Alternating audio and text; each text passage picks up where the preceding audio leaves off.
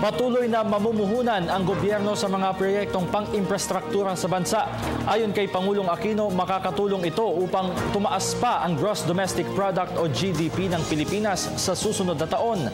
Samantala, kinilala naman ng Pangulo ang pagsisikap ng business sector na maglatag ng mga pangmatagalang polisiya sa kalakalan. May report si Rocky. Tiniyak ni Pangulo Aquino sa business community ang dagdag pondo sa infrastruktura sa 570 billion pesos para mas mapataas pa ang GDP growth sa 5% sa susunod na taon. Sinabi ito ng Pangulo sa kanyang pagdalo sa 41st Philippine Business Conference and Expo o PBCNE closing ceremony. Even our harshest critics cannot deny that we have finished projects that have been promised for generations. The numbers do not lie. Under the Daang Matuwid administration, the infrastructure budget has more than tripled.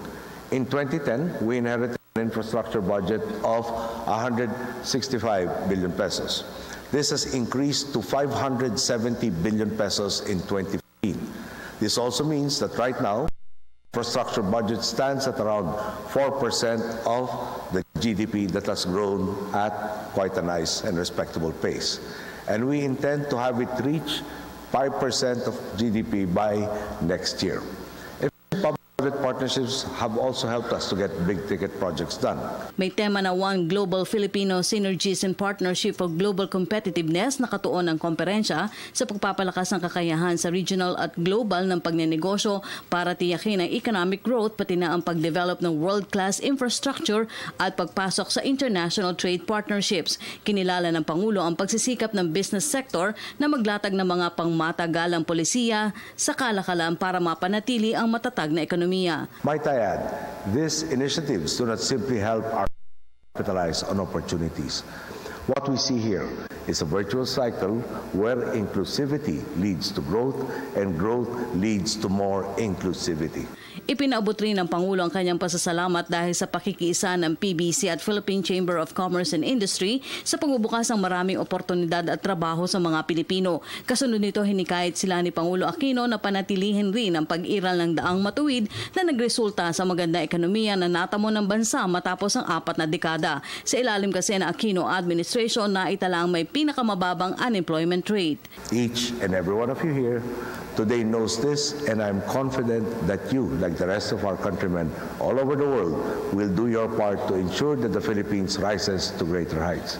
The world has already begun what Filipino is capable of, and I am convinced that if we continue working together, we can show them even more of our boundless potential and ultimately prove that nothing is impossible to a united Philippine nation.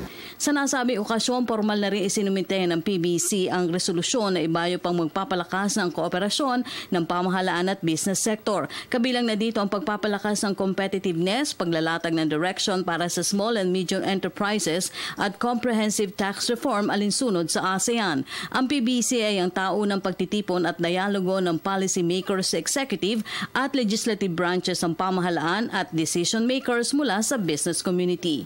Para sa Telebisyon ng Bayan, Rocky Ignacio.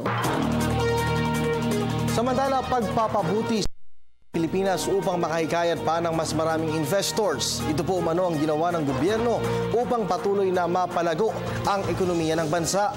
Ayon kay Pangulong Aquino, mula sa pagiging sick man of Asia, ang Pilipinas ngayon ay tinagurian ng bright spot in Asia. Dagdag pa ng Pangulo, namuhunan ang gobyerno sa social services, kabilang na po ang Conditional Cash Transfer Program kung saan 4.4 milyong pamilya ang nakikinabang.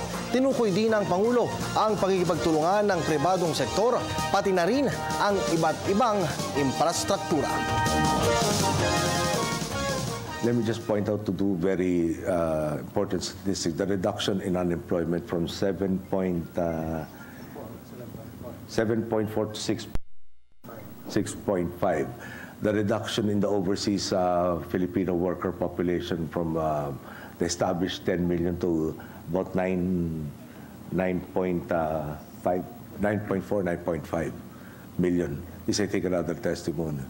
The growth in the countryside, if you can go to places like Davao, Cebu, Cagayan de Oro, even other places up north, even when we were going on disaster relief in Nueva Ecija, for instance, one of the biggest mall operators actually had just started their branch operations there. I can go on and on, no? But again,